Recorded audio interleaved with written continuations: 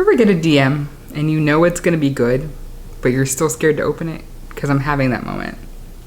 For context, I have had my Instagram my Instagram account since 2017, 2018. I was a little baby bookstagrammer, and I was working in a mall with a Barnes & Noble in the front of it, and so I'd pick up books on my lunch break, and I'd take little pictures of them and share what I was reading.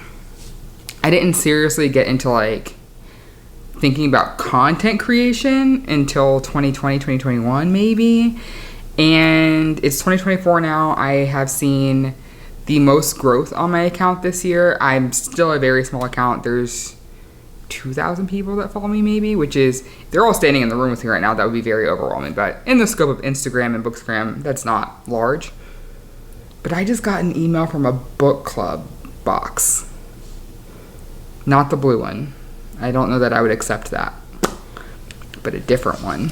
And I'm scared to open the Instagram DM, even though I know what it's going to be.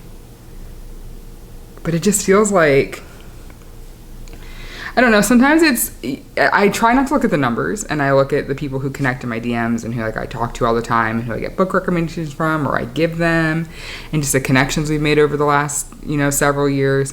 But it is nice. It is nice when you've been feeding the internet beast for it to give you something back. And I think it's about to give me something back. Okay, I was right. It's exciting. They want to send me a box, and they said no strings attached, no post obligations. That's so fun. Oh my God. Oh my God. Well, what an intro to this video. This is not how I was planning to do it, but here we are. It is Thursday, August 8th. It is hotter than the devil's taint outside, and I don't want to go out unless I have to. Also, my dog left me a very disgusting present under the couch, and she's never one to throw up, so I'm a tiny bit concerned. So we're going to hang out on the couch this evening and read. I am 45-ish% into... I just forgot the name of the book. Please hold.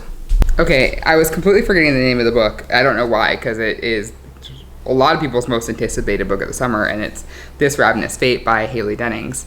I won this art copy from a giveaway from Megan, whose Instagram name I can't think of, but I'll put it here in editing because I can do that. I'm having a very good time with this so far. I will say I was having a hard time getting into it initially, and that's not really the book's fault. It's that I haven't read a physical copy of a book in a very long time. And choosing to do it on a YA fantasy was maybe not the best decision. But that's okay. I was able to snag a copy of the audiobook on Tuesday when this officially hit the market. And one of my library cards bought like 90 copies of it, which is insane. But clearly there's lots of demand. So I listened to like 20% of it through that. And I was like, okay, I'm in the story now. I need to know what's going to happen. I need to know why this person is like this. Am I going to keep hating them? Or are they going to have a redemption arc? I doubt it, but you never know. And it just reminded me why I like fantasy. It's great. It's set in 1920s Harlem. We are following Elise Saint. Her dad runs Saint Enterprises and is a self-made man. And he's now making a ton of money. And they go after reapers. Reapers are vampires, and the lore in this so far is that reapers have been in the United States since slaves were first brought over. I don't know if that's an indication that reapers originate from Africa or somewhere else in this book, or if it's just reapers have existed since the beginning of time, but our first documented thing is that. Now, where Elise is important is her best friend Layla turned into a reaper when they were, I think, 13 or 15, and Layla attacked her in her early reaperhood, which apparently is not uncommon because they just have no control over their urges, desires, instincts, whatever, when they first turn. And so that obviously put a rift between their family, and her dad would love to shoot and kill Layla at any chance. But after a scientist who's been working on a reaper antidote is murdered in the street, they now have to pair up to figure out what is going on. The reaper that was also there that died is not a normal reaper, and they don't understand why or what's going on or how they changed. And so you have that, and it's just this very fraught Harlem neighborhood where there's a mix of Reapers and non-Reapers, but also gangs, like just general gangs in New York style 1920s things. And they're all kind of in the middle, vying for power in a way, but it doesn't feel... It feels like it's just like a Reapers versus non-Reaper situation, but we all know it's more than that. There's also some historical facts woven into this. Like one of the side characters mentioned the Tulsa race riots following the absolute plundering and arson and all of that in the Greenwood neighborhood of Tulsa. And I don't know, some other things have been brought up where I go, okay, we're sticking to what we know of United States history in this as well. And there is there is a undercurrent of general racism here because, again, the 20s, so we have not gotten to any measure of equality, lots of segregation, we will and will not serve you kind of things happening. So it's heavy already because of the Reaper storyline and because Layla was a close personal friend of Elise, and his Reapers have done a lot of damage to Elise's family even prior to Layla attacking her. And it's there's a lot of moving pieces. I'm having a good time though, so I'm hoping to just sit and listen to the audio and read along. I don't know if I'll finish this tonight, but I would like to put a very good dent in it and finish it before the weekend starts. So let's get reading.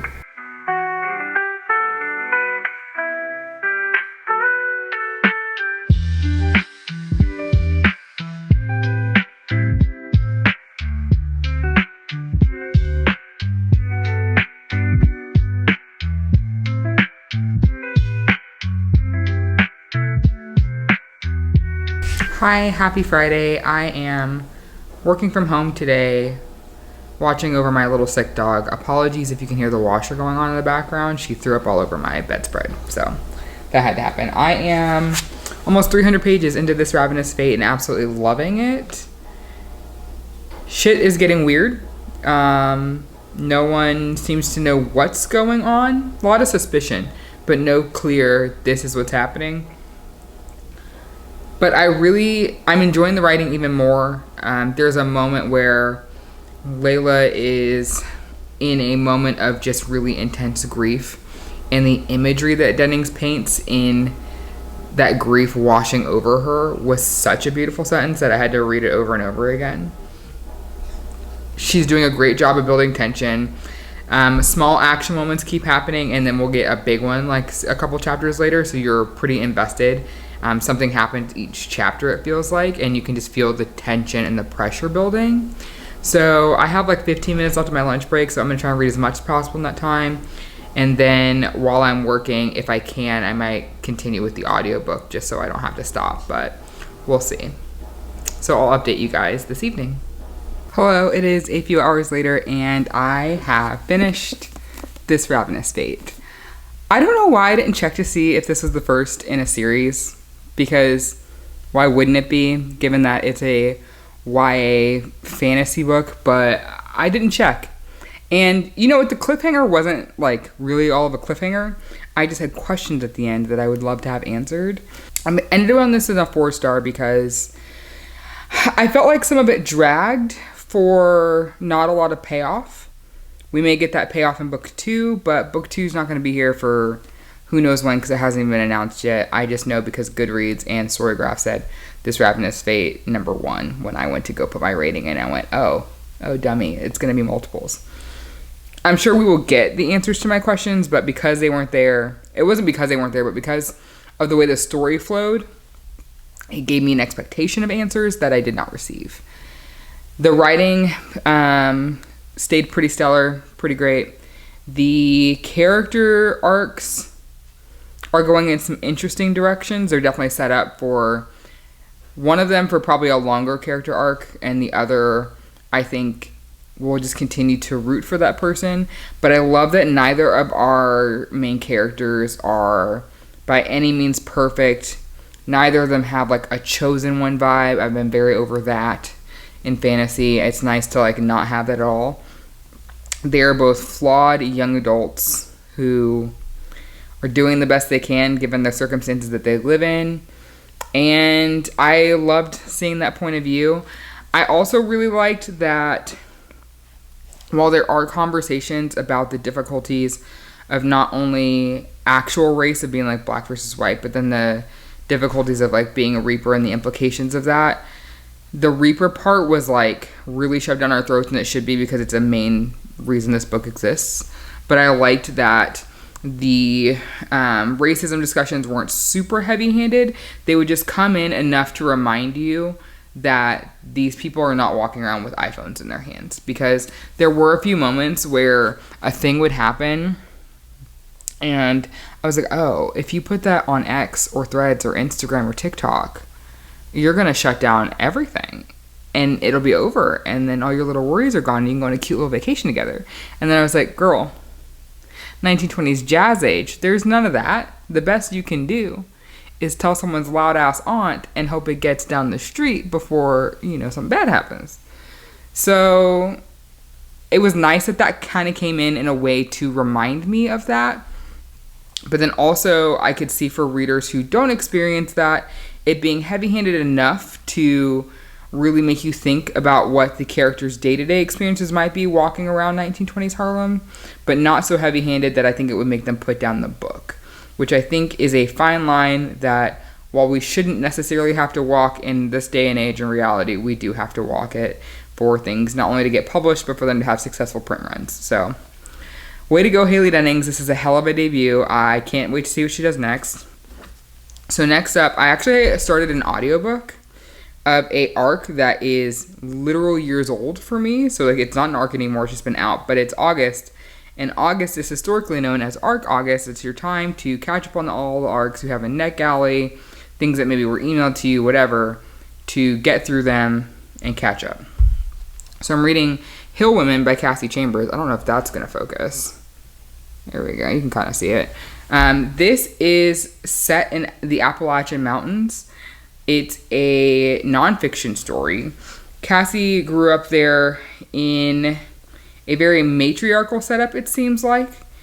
And her grandmother, I don't think, has more than maybe a 6th grade education.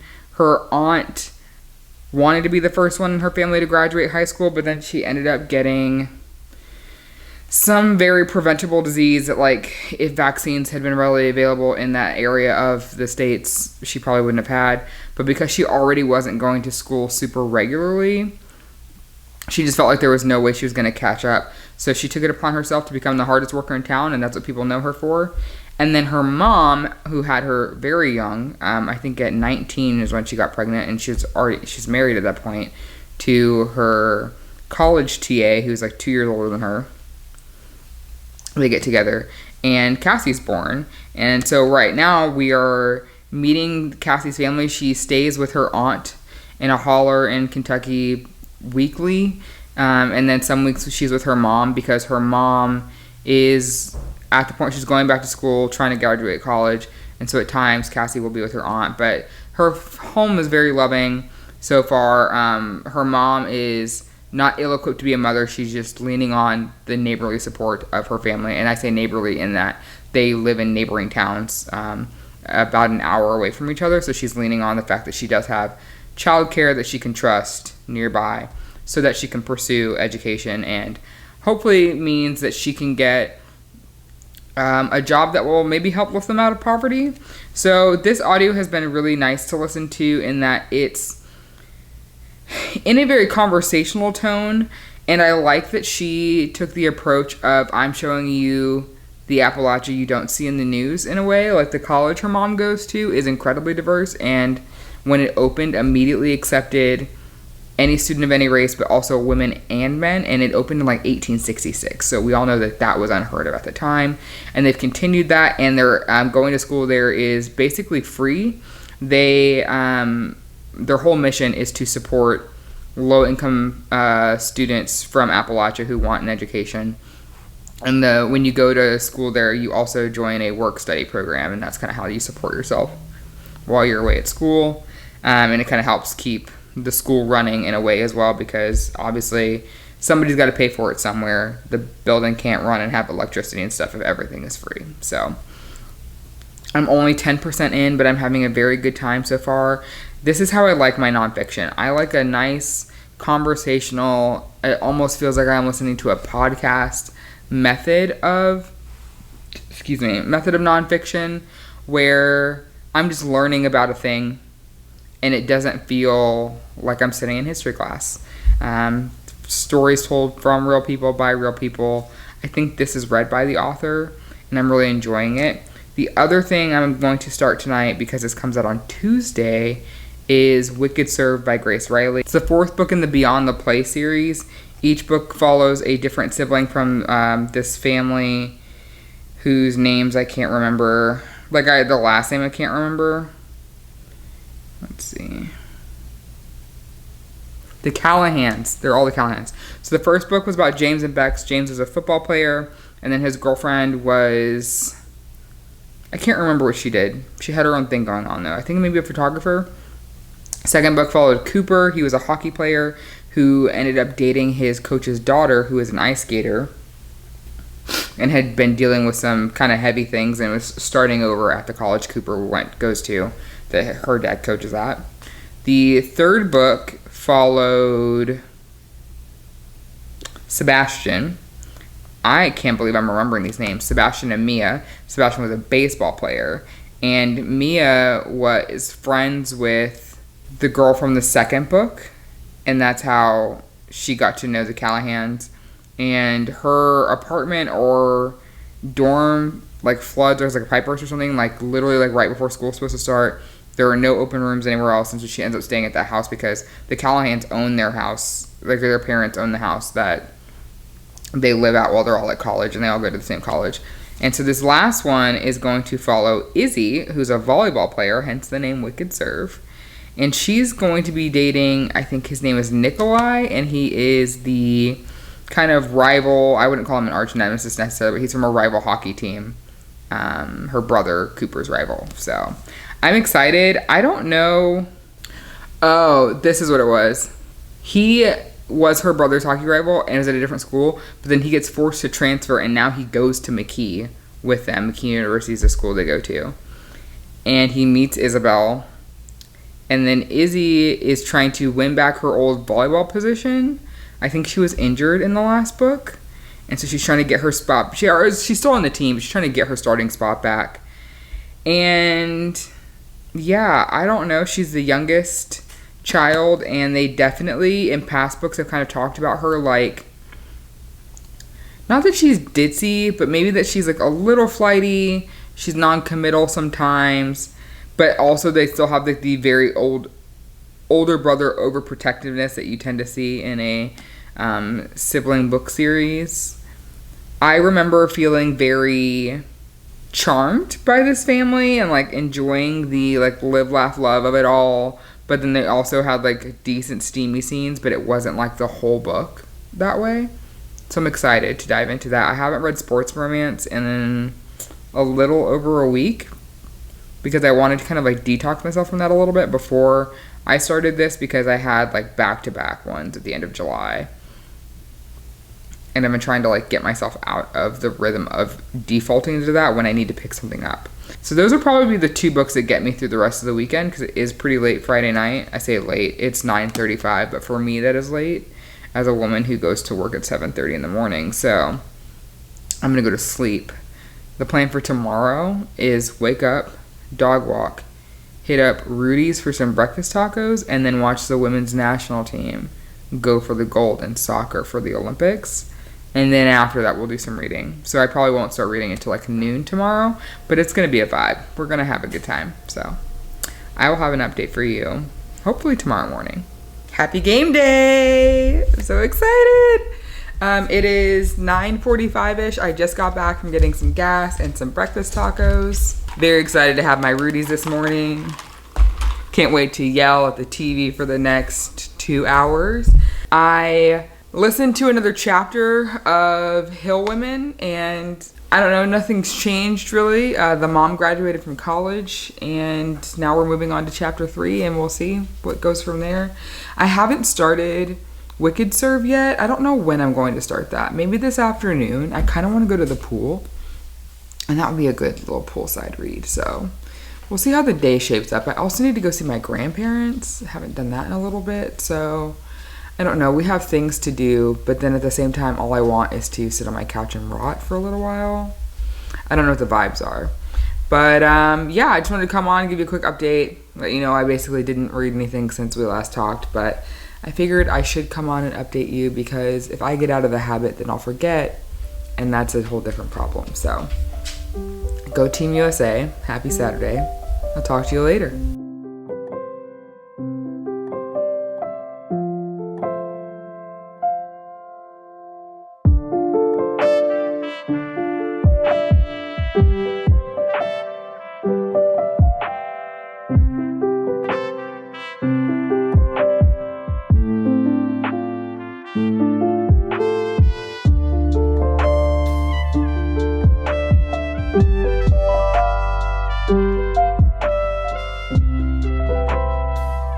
When I tell you I just spent the last 4 hours playing Stardew Valley on my computer, watching booktube videos, and finishing that audiobook, I just had the best afternoon. The best afternoon. We won gold, so it was great watching that match earlier. And I finally got my Nintendo Switch controller to function in the Stardew Valley app on my Mac, which is like a whole thing for a while. It just like was not working, but I would work in Steam and other games. It was just Stardew that was busted. And then I haven't played since the 1.6 update came out, and I let it update, and then of course the controller immediately started working. So I was like, bless, I'm gonna play for a little while. I've started to treat Stardew like The Sims, where like I play an obscene amount for a little while and then I don't touch it for like 6 months. So it was fun to get to do that. Now that I have this, I may never touch my Switch again, if I'm being quite honest, because you can mod the computer version of Stardew, which is like such like a random thing, but like aesthetically I could change it up, and I think I'm going to because that just sounds fun. We'll see if it works though. But yeah, I finished Hill Women. I absolutely loved this audiobook. It was so well done. 5 out of 5 stars. I normally have a hard time reading nonfiction because I never want to judge someone's life experience, especially when that person's like still alive and it's not their story isn't something that's like, how do I say this appropriately?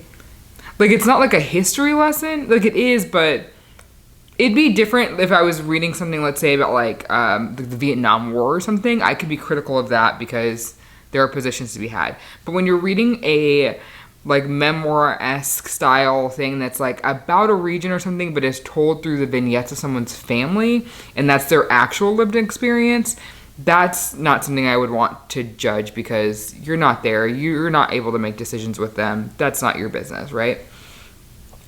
I love the way she approached this. I think a lot of people are looking for something like Hillbilly Elegy that's like, but that's like good. I would recommend this.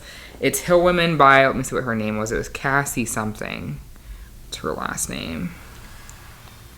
Load Libby. Cassie Chambers. I just really enjoyed the perspective this book gave me. And I also like that we saw a little bit of Cassie actively practicing law and some of the challenges that are faced by the women in that area. Specifically, there are themes of domestic violence that she talks about, what it looks like to try to like divorce your husband. And she was working for a like volunteer aid like law firm, essentially, like where they were providing free legal services because these people can't afford it.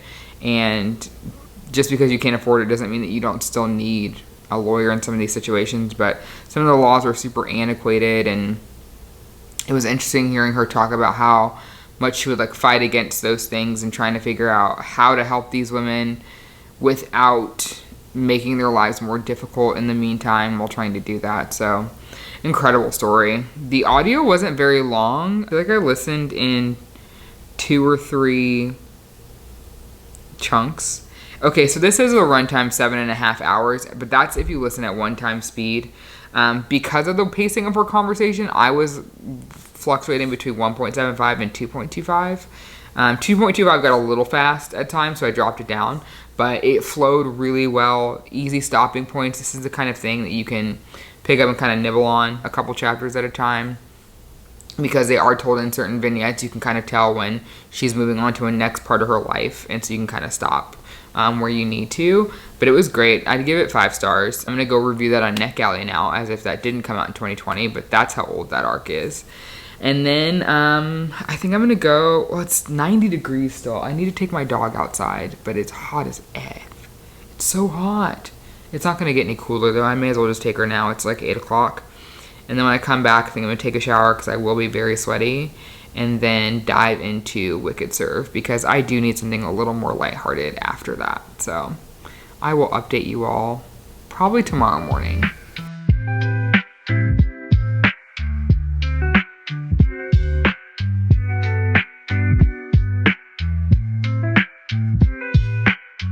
Hello, happy Sunday. It's almost 4 o'clock. I've had a weird day. I woke up with the most annoying crick in my neck, and by the time I was able to physically sit up without wanting to like be nauseous and work that out of my neck, I now have this lovely big bruise from cupping my neck.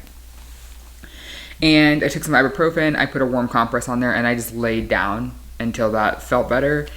I don't know what it is about releasing a lot of pain like that, but it knocks me out every time. Every single time. I sleep for at least an hour afterwards. And so I'm feeling better. And then I came out into the living room. I sat down.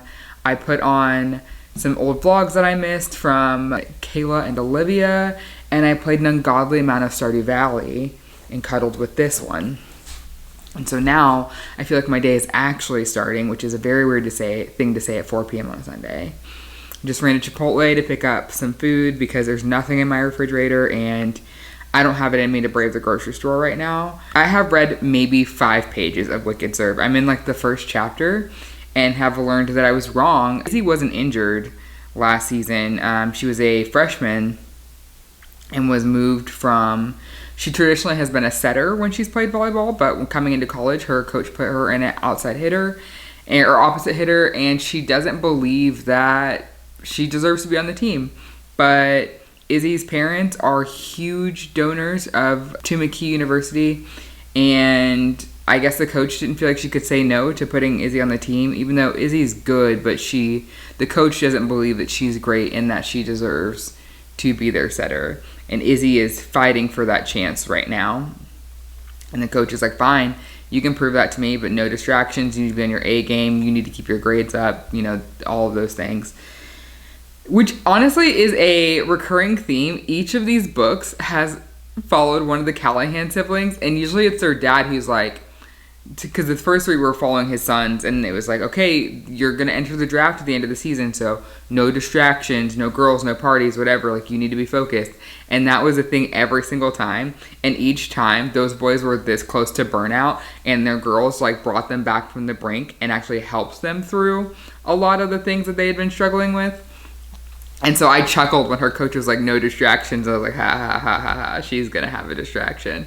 I like the startup of it. I love Grace Riley's writing style. One of the things I love about her is that with each book, her writing gets better. And it's not to say that she was ever like a bad writer or anything, but I mean, in the way we all get better as we do things more frequently. And she has gotten better at bringing you into the story. Like I immediately was invested. I just didn't keep reading because I have the attention span of a gnat right now, and it's kind of a problem.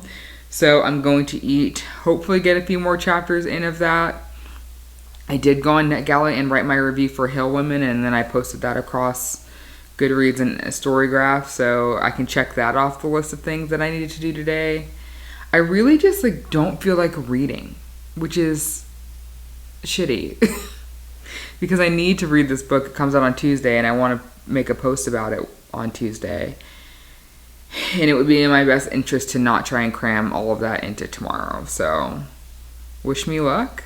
Hopefully, I feel the need to read. I've been watching people's reading vlogs and watching them yell about books that they love, and I would rather do that right now. I don't know, maybe I'll let myself lean into that a little more, and then maybe around 5:30, I'll make myself actually start to read. So we'll see. I'll check in with you here in a little bit. So I thought this clip would end up being a reading update, but I have read all of 6 pages since we last talked. And of a completely different book, because I thought, well, maybe I just am not in the mood for a sports romance. And so I picked up the audiobook for historical romance I've been very much looking forward to, and the Hold on Libby just came through. And even that, even as engaging as it is, as soon as I came in from walking my dog, like I took my AirPods out and I didn't immediately hit play to keep listening to it. And I think I just need to trust my brain and disengage for a little while and let it just be. And then pick up a book when I'm ready. You know, sometimes it's okay to let the slump win. You don't have to push through it and fight through it.